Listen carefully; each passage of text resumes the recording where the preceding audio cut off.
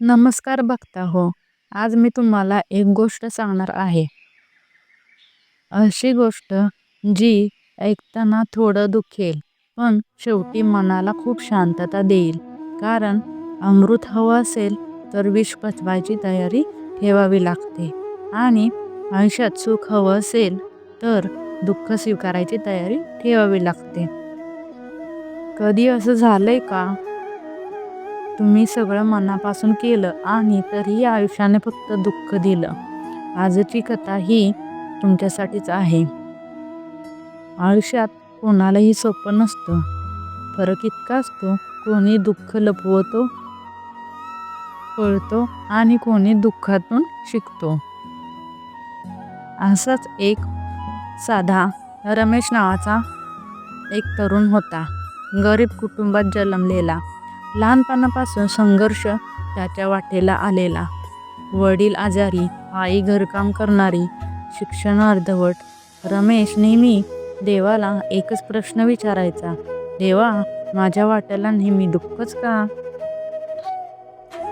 रमेशने छोटा व्यवसाय सुरू केला. सगळं गहाण ठेवलं, कर्ज काढून, पण काही महिन्यातच व्यवसाय बुडाला. लोक हसले, नातेवाईक दूर झाले, कर्जदार दारात उभे राहिले. हे होते त्याचं पहिलं विष.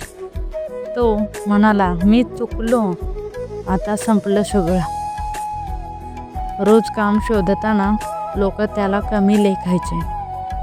तुझ्याने काही होणार नाही, अरे हा तर फेल माणूस आहे.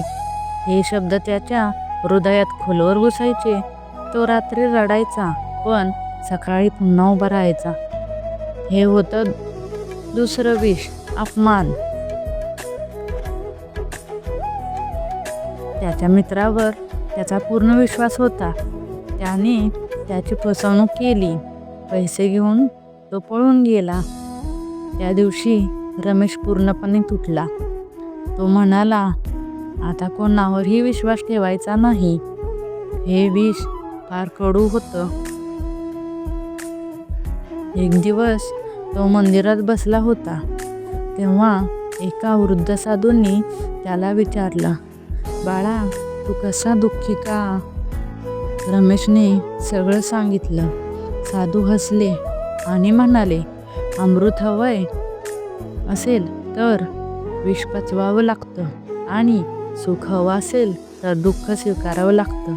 हे शब्द रमेशच्या मनात घर करून राहिले. त्या दिवसापासून रमेशने तक्रार करणं बंद केलं. अपयश शिकवण, अपमान ताकद, विश्वासघात शहाणपण. तो म्हणू लागला, दुःख आलं तर काहीतरी शिकायला आलं. हेच होतं विष पचवणं. हळूहळू त्याचं आयुष्य बदलू लागलं. छोटं काम, प्रामाणिकपणे मेहनत, स्वयं आणि श्रद्धा. लोक त्याच्यावर पूर्ण विश्वास ठेवू लागले. यश आलं, पण तो नम्र राहिला. हे होतं अमृत. रमेशला कळालं, सुख म्हणजे काय? दुःख नसणं नाही. सुख म्हणजे दुःख सहन करूनही आतून शांत राहणं. आज जो यशस्वी आहे, पण अजूनही तो म्हणतो, दुःख माझा गुरु होता. प्रिय श्रोते हो, आयुष्यात कोणालाही सोपं नसतं. दुःख हे शाप नाही, परीक्षा आहे. विष पचवलं तर अमृत मिळतं. आज जर तुम्ही दुःखात असाल तर घाबरू नका. देव तुम्हाला तोडत नाही, तो घडवत असतो. दुःख पचवणारा माणूस सुखाची खरी किंमत ओळखतो. तुम्हाला व्हिडिओ आवडला असेल तर नक्की चॅनलला सबस्क्राईब करा. कमेंटमध्ये जय श्री स्वामी समर्थ लिहा. धन्यवाद.